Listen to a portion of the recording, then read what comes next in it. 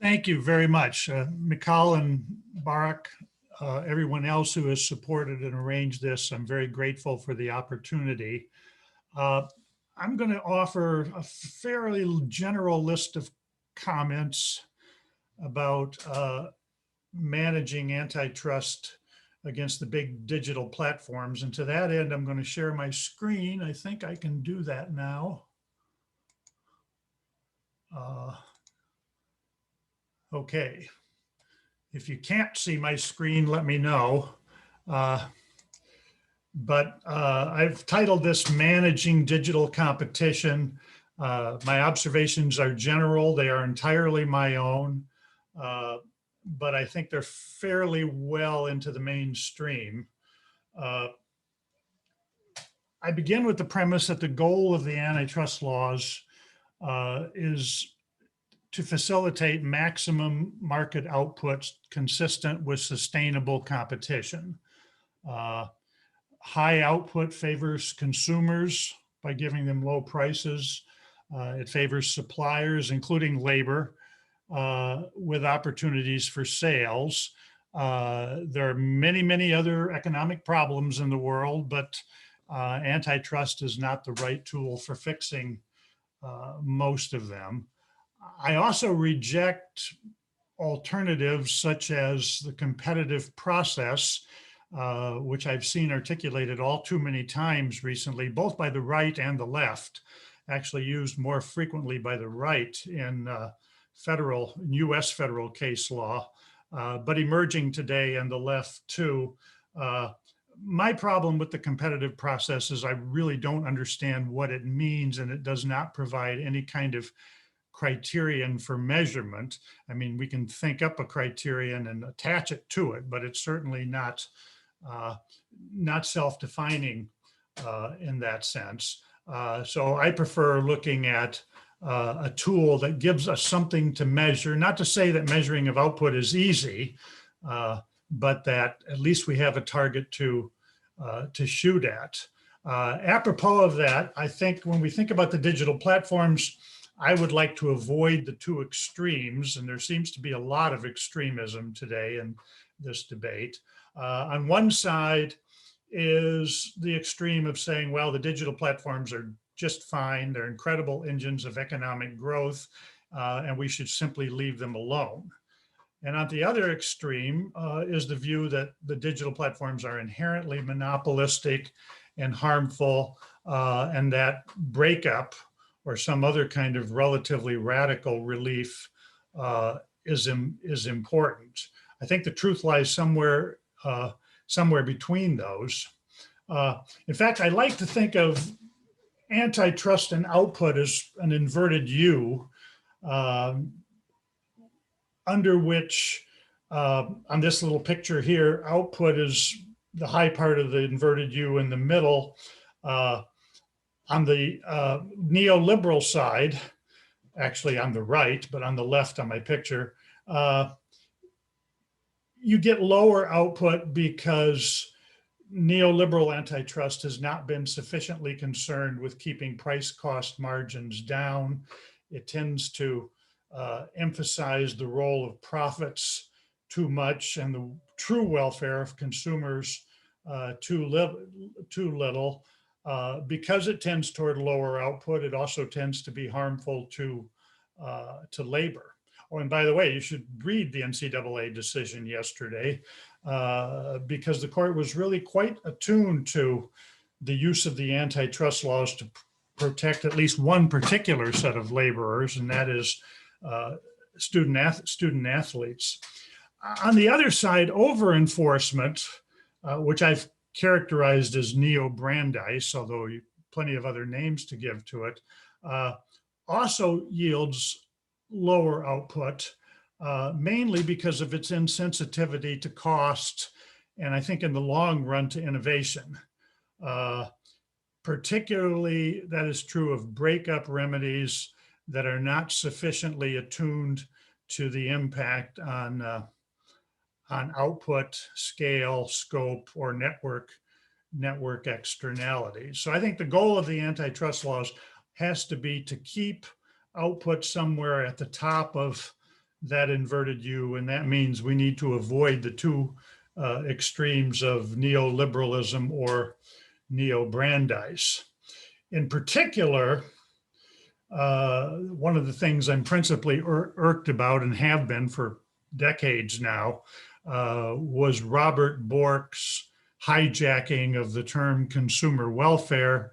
I think most of you are familiar with that story, but basically Bork bought a welfare trade-off model for analyzing antitrust from Oliver Williamson, which had been written up in the 1960s.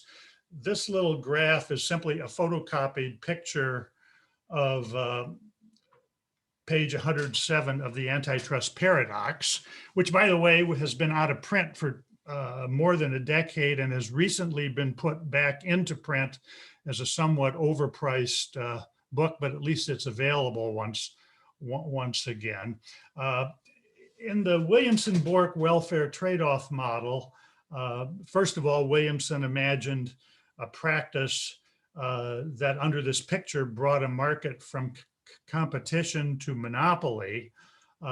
In the process, it yielded an actual price increase and a deadweight loss denominated A1 in the picture. It also yielded cost savings. The shaded rectangle at the lower left denominated A2. And under the welfare trade-off model, of course, you look at which of those two figures is bigger in order to determine what the welfare effects of a particular challenged practice, such as a merger, might be.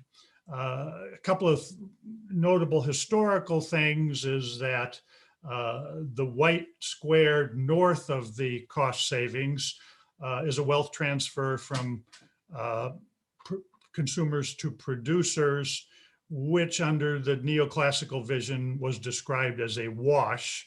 That's the word Bork used, that antitrust should be indifferent to that wealth transfer. And the other thing is that the deadweight loss triangle is probably the lowest estimate of the social cost of monopoly that we have ever employed. That is, it looks strictly, it's really kind of a public utility approach to monopoly that looks strictly at the output reduction and price increase and counts nothing else as a social cost of monopoly. What I want to focus on for just a minute is the little red rectangle at the bottom, and you can see from the skillful drawing that that was not Bork's work, that was mine. I penciled in the little red square around Q sub 1 and Q sub 2, which is the output decrease that results in Bork's welfare trade-off model. That is, whatever this move from competition to monopoly was, merger or something else, it reduced output. In this picture, it looks like it reduced output by roughly 1/2. Of course, the actual size of the output reduction could be either less or more than that, depending on the shape of the demand curve and the size of the efficiency increase. But it raises, I think, a very fundamental question about the welfare trade-off model, a very practical applied question, which is what kind of practice results in an output reduction of that magnitude and yet can be classified as efficient? For example, if you're going back to the early merger guidelines, 1968 merger guidelines, the only efficiency that they recognized was an economy of scale. Well, economies of scale accrue at higher output rather than lower output. The suggestion that this considerable efficiency in this picture is accompanied by such a large output reduction must assume that fixed costs are not very substantial, because fixed costs per unit go up as output goes down. But of course, you really need a market with fixed costs in order to have a durable threat of monopoly.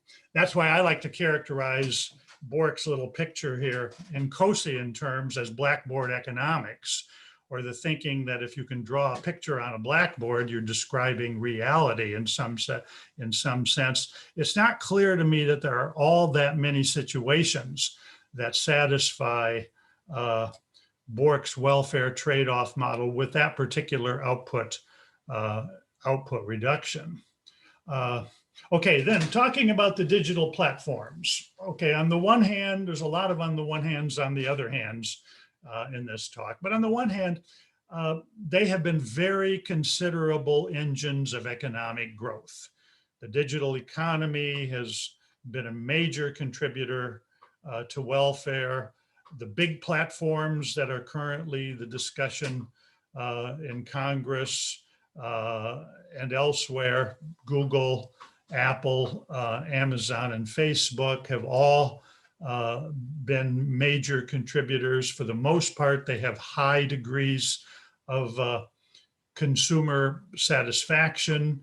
Their history with small business is a little bit more mixed, but not monotonic. That's important. You know, this is a little bit different than, say, A&P in the 1930s, which was driving all the small grocers out of business. Well, for a firm like Amazon, the story is more complicated than that. Yes, it does drive some small firms out of business and hurts them a great deal. Amazon also, however, acts as broker to thousands of companies who have been able to engage in digital mass marketing because Amazon hosts them and provides many of the distribution services they need. Yes, Amazon can be a hard bargainer. Yes, it may take advantage of them in other ways, but it's important to have a picture of that entire landscape before we decide what to do about it. Secondly, I think that with a very few exceptions, these are not winner-take-all markets. That characterization is so common that some people just more or less assume that firms like Amazon or Facebook are relatively durable, natural monopolies. The principal reason I think they are not winner-take-all markets is product differentiation. I mean, if the story were, it depends on what the question is. If the question is, could a clone of Facebook come into the market and capture enough sales in order to be sustainable? I think the answer to that question is very likely no. And Facebook's network advantages on both sides of the market are much too large. Its name recognition is much too great. Yes, if what we're talking about is perfect clones, then Facebook very largely is a winner-take-all market. And that would be consistent with our historical models for natural monopoly and network effects, most of which assume that the products being sold in those markets are identical. Things like public utilities, for example. Once you throw product differentiation into the mix, however, all bets are off. The FTC itself acknowledges this in its complaint against Facebook, that Facebook's competitive entry is not going to occur from clones. It's going to occur from differentiated firms. And in fact, there have been some fairly significant entries by differentiated firms. Twitter is one, TikTok is another, Instagram was another. It's a younger firm than Facebook, and Facebook promptly gobbled it up, acquired it. And you know, I suspect we will continue to see new entry into Facebook's market. So the question of winner take all is, I think, more complicated than people have first assume. Secondly, I think one of the things that limits the winner-take-all status of the big platforms is interoperability to the extent we can obtain it. And frankly, and I'll pursue this a little bit more later on, I think compelled interoperability is one of the most promising remedies left in the antitrust analysis of the large digital platforms. Here we've got the record of US versus AT&T to look at, although now it's 30 years old. But the fact is that prior to the breakup, the judicial breakup of AT&T in an antitrust case by settlement, AT&T was a monolithic firm that was vertically integrated into long distance and instruments. And the breakup basically cut off long distance, cut off Western Electric, which was instruments, broke the original local hardwired service into 7 regional operating companies. Judge Harold Green administered interconnection obligations under that decree for more than a decade until the 1996 Telecommunications Act was passed. And today, of course, interconnection is the name of the game, and the world telephone network is very, very large, but it is populated by literally thousands of competitors who are so well interconnected that typically when you make a phone call to someone far away, you have no idea who their carrier is, what kind of device they're speaking on, what the nature of their connection is. So it has turned into a good system. Now, interconnection differs depending on the technology and the product at issue. But for some things, search, some social networking, some sharing of some information sensitive applications, I think interconnection has, or interoperability has great promise.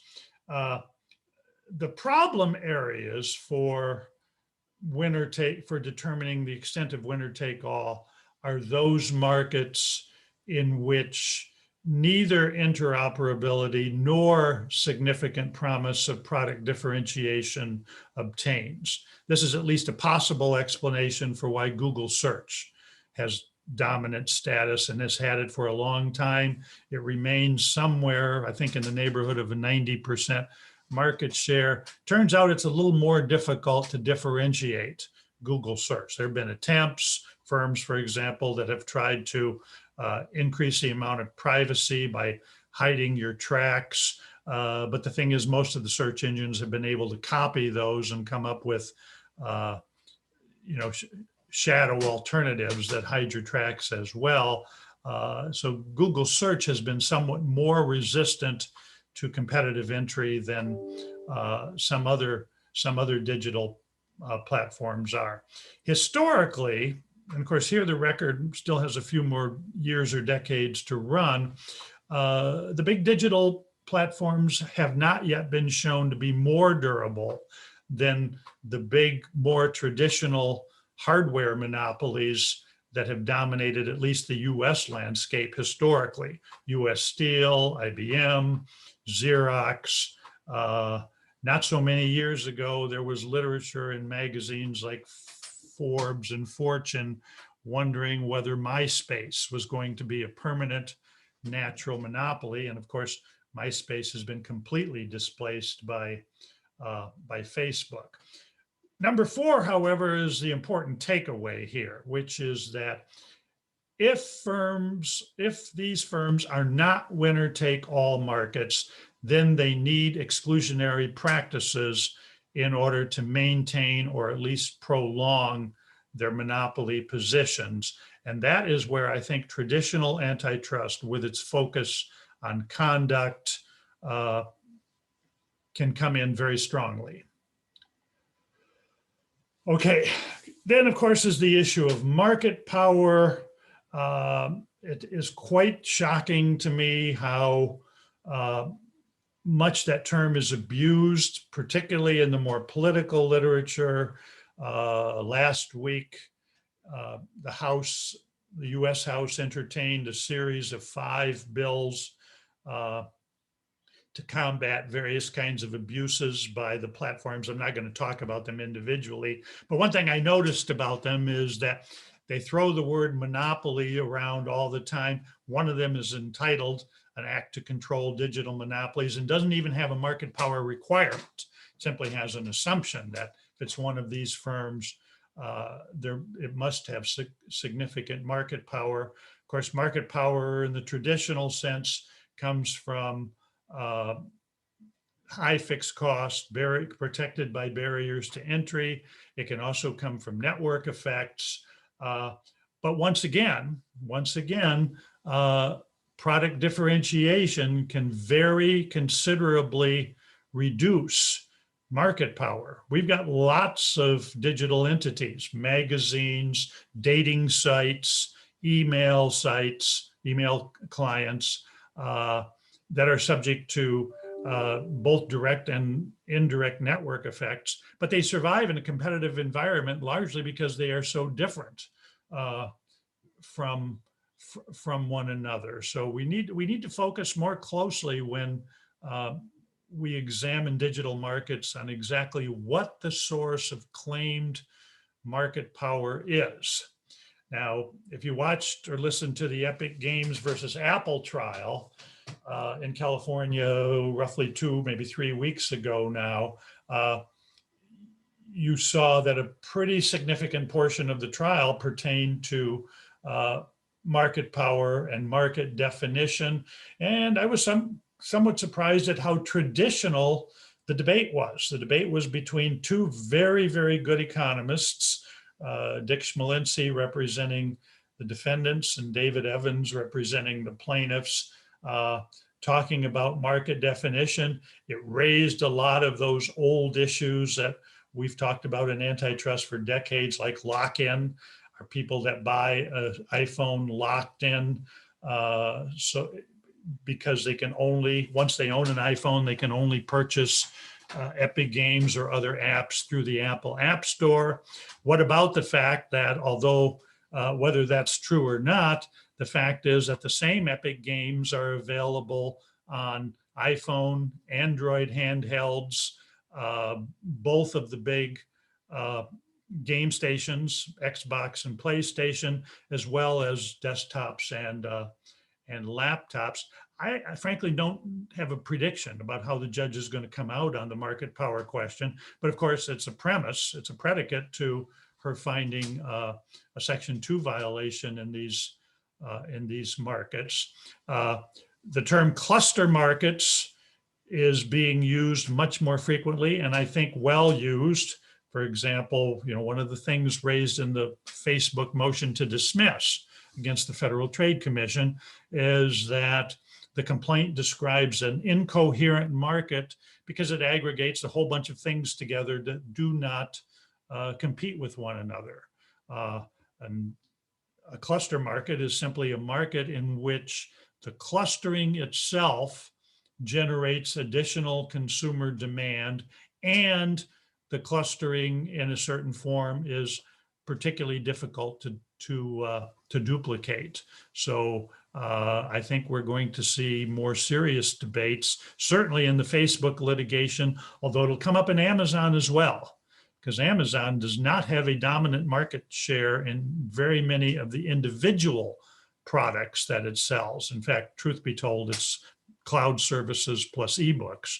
Everything else is considerably less than dominant. And so then the question comes up whether by virtue of the fact that it clusters so many different products on the same platform, it has market power. For all of this, I'm hoping that we see increased attention to alternatives to market definition for assessing market power on digital platforms. And I saw that some real champions of these methodologies like Carl Shapiro are in the audience. Maybe we can talk about that a little bit later on. These firms all use digital mechanisms for sales. As a result, there are good sales data, and that opens the door for direct measurement of market power. Somewhat frustrated, I should add, by the decision of the US Supreme Court in the American Express case in an issue that was not even briefed, where the majority held that if a practice is vertical, and most of these practices are, because they pertain to relationships between people in seller-buyer relationships. If the practice is vertical, then market power must be measured by traditional market share methodologies. I regard that as a very significant setback for the science of market power measurement. Okay, then let's look a little bit at conduct here. 3 minutes, is that okay? 3 minutes? Yeah, so we'll have time for questions as well. Okay, 3 minutes, okay. Well, there's a bunch of them. I just want to say one thing without getting into too much detail. I think the low-hanging fruit is various kinds of exclusionary contracts. Exclusive dealing, most particularly most favored nation, any other kind of self-preferencing contract, and where market power requirements can be made. I think those are an important and first place to look, and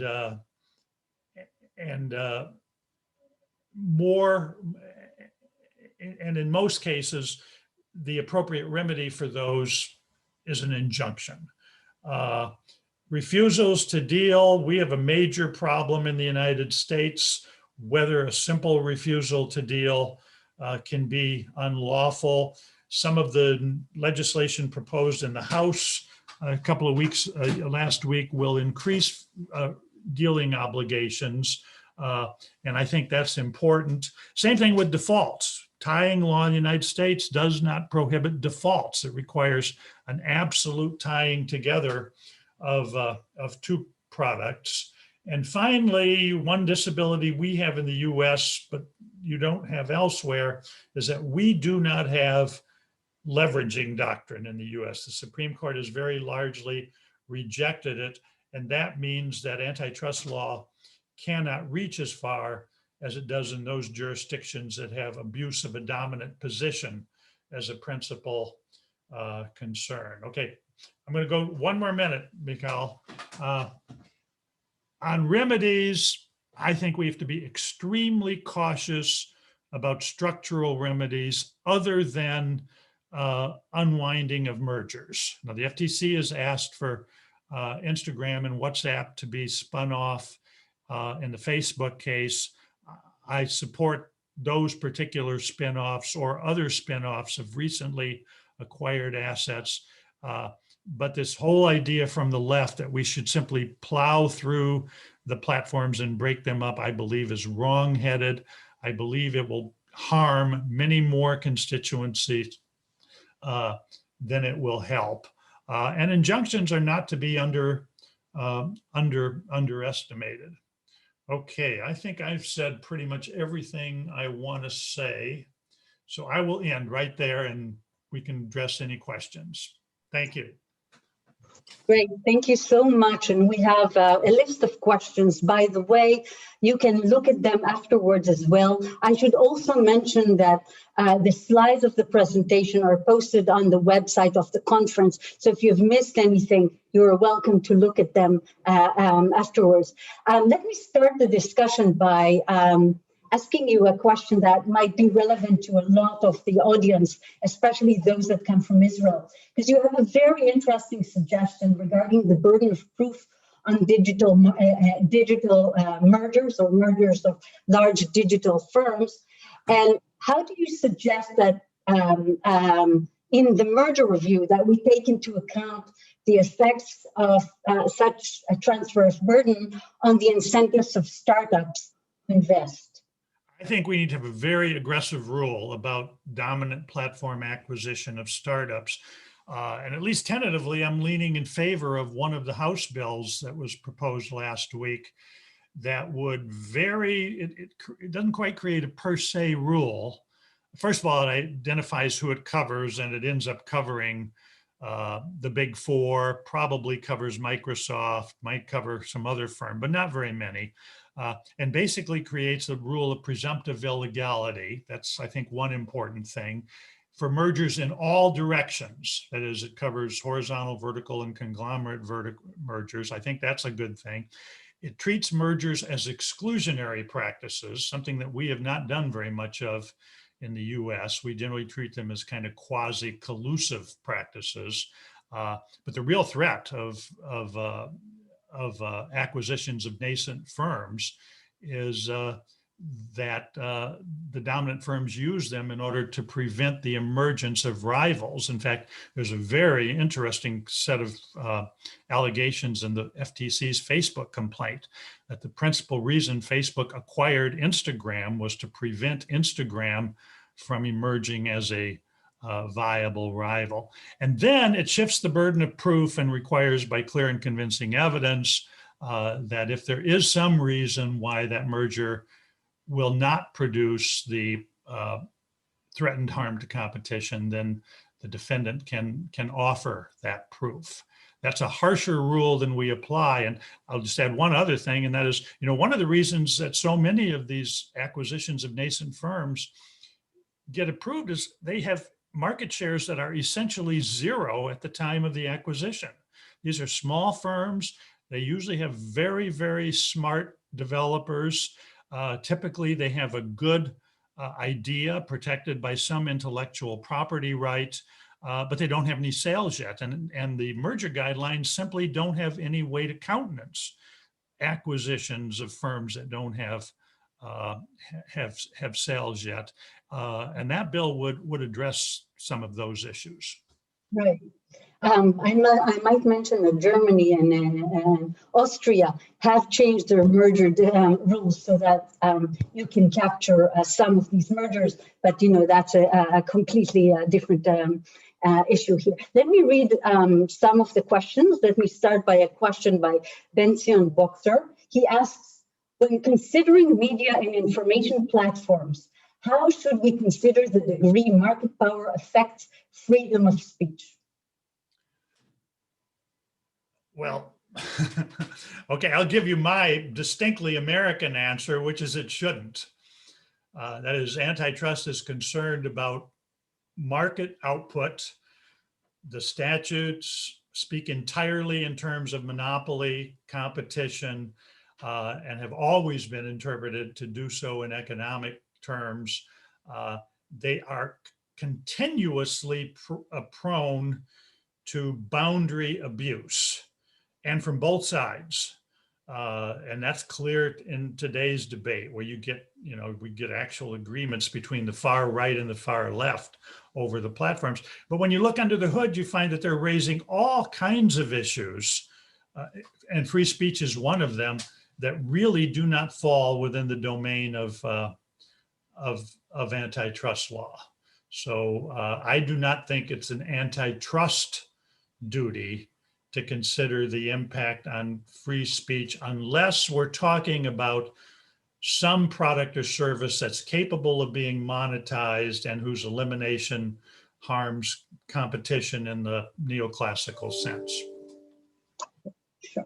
The next question is from Joseph Molnar, and he asks this. He says, Lina Khan seems to be worried about the political power of monopolies, rent-seeking regulatory capture, that could lead to undermining democracy, according to her, not necessarily about the output inefficiencies. What is your view on this? How will the FTC change under Khan, etc.? That's a big one. Big one, but is it an enforcement obligation? Lena's been very good about articulating a vision of antitrust that incorporates those values, but now she's going to be an enforcer. And there's a difference between enforcing the law and making a lot of very broad policy proposals for what the law should do. If we want antitrust law to accommodate concerns about political power, regulatory capture in some way that does not fall within classical competition concerns, I think that's something that requires a legislative solution, or perhaps the acknowledgement that we have other tools that are better designed, other legal tools that are better designed for that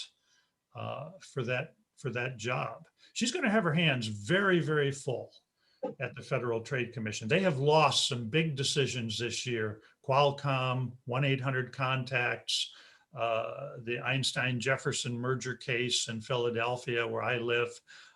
Those are cases the FTC should not have lost. And, you know, there's going to be a lot of just back to basics antitrust enforcement going on there. And she's going to be in a different forum than the one where we talk about the effects that the platforms can have on political power. Next question is from Michal Halperin, the head of the ICA. Michal?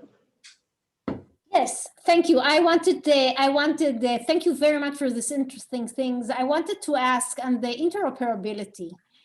Is it your suggestions that we should impose interoperability on dominant firms that has network effect or enjoy network effect, even if there is no problem with its conduct? So would you impose on, for example, on WhatsApp to interconnect with Signal or Telegram? Not without new legislation, at least not in the United States. I think interoperability is very promising as a remedy for a violation. I mean, in the AT&T case is a little unique because it was actually a settlement, but it was a settlement under the shadow of what AT&T feared would be a pretty significant antitrust loss. But no, I don't, certainly a judge could not impose interoperability without the finding of a violation. Whether Congress should do it, as long as it's specific to the technology. You know, interoperability means different things in different technologies. And the AT&T case provides an example of a situation where I think it can be made to work well, but that has to ultimately be either a legislative solution or else a remedy for a proven violation. If I can add to that, and Fred is here in the audience, there was an OECD panel just 10 days ago about interoperability, and part of the discussion there was whether the fact that you do not grant interoperability in some situations might be an antitrust offense by itself. So, I mean, there's a discussion there for anyone interested. Let me pose one last question here. From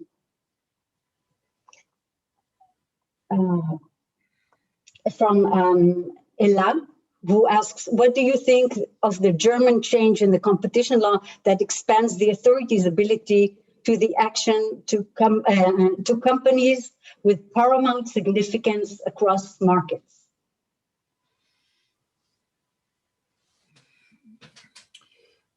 Well, without knowing more, I think that's probably a pretty good idea.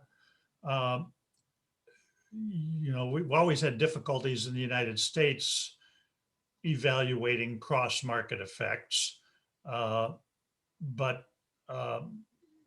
if they're proven, I feel a little handicapped here because I don't really know enough about the German environment to know what their target is.